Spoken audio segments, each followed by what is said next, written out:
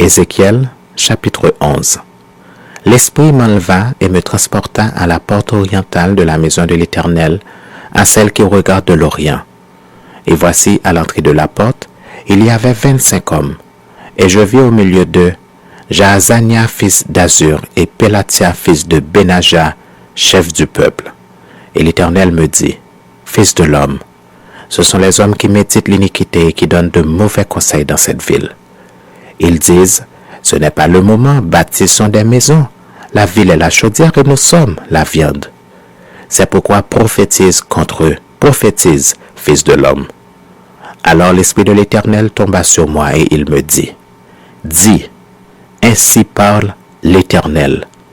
Vous parlez de la sorte, maison d'Israël, et ce qui vous monte à la pensée, je le sais. Vous avez multiplié les meurtres dans cette ville, vous avez rempli les rues de cadavres. C'est pourquoi ainsi parle le Seigneur l'Éternel.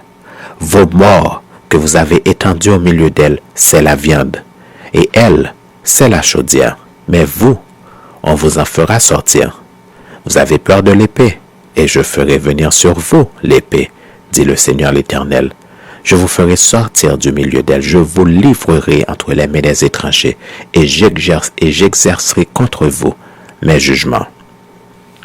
Vous tomberez par l'épée, je vous jugerai sur la frontière d'Israël, et vous saurez que je suis l'Éternel. La ville ne sera pas pour vous une chaudière, et vous ne serez pas la viande au milieu d'elle. C'est sur la frontière d'Israël que je vous jugerai, et vous saurez que je suis l'Éternel dont vous n'avez pas suivi les ordonnances et pratiqué les lois. Mais vous avez agi selon les lois des nations qui vous entourent. Comme je prophétisais, Pélatia, fils de Benaja, mourut.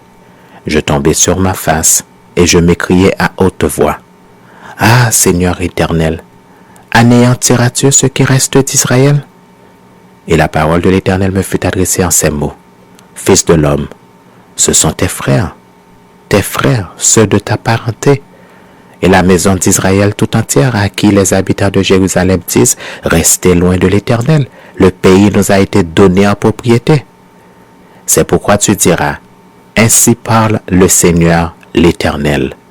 Si je les tiens éloignés parmi les nations, si je les ai dispersés en divers pays, je serai pour eux quelque temps un asile dans les pays où ils sont venus. C'est pourquoi tu diras, ainsi parle le Seigneur l'Éternel. Je vous rassemblerai du milieu des peuples, je vous recueillerai des pays où vous êtes dispersés, et je vous donnerai la terre d'Israël. C'est là qu'ils iront, et ils en ôteront toutes les idoles et toutes les abominations. Je leur donnerai un même cœur, et je mettrai en vous un esprit nouveau. J'ôterai de leur corps le cœur de pierre, et je leur donnerai un cœur de chair, afin qu'ils suivent mes ordonnances et qu'ils observent et pratiquent mes lois, et ils seront mon peuple, et je serai leur Dieu. Mais pour ceux dont le cœur se plaît à leurs idoles et à leurs abominations, je ferai retomber leurs œuvres sur leur tête, dit le Seigneur l'Éternel. Les chérubins déployèrent leurs ailes accompagnés des roues, et la gloire du Dieu d'Israël était sur eux, en haut.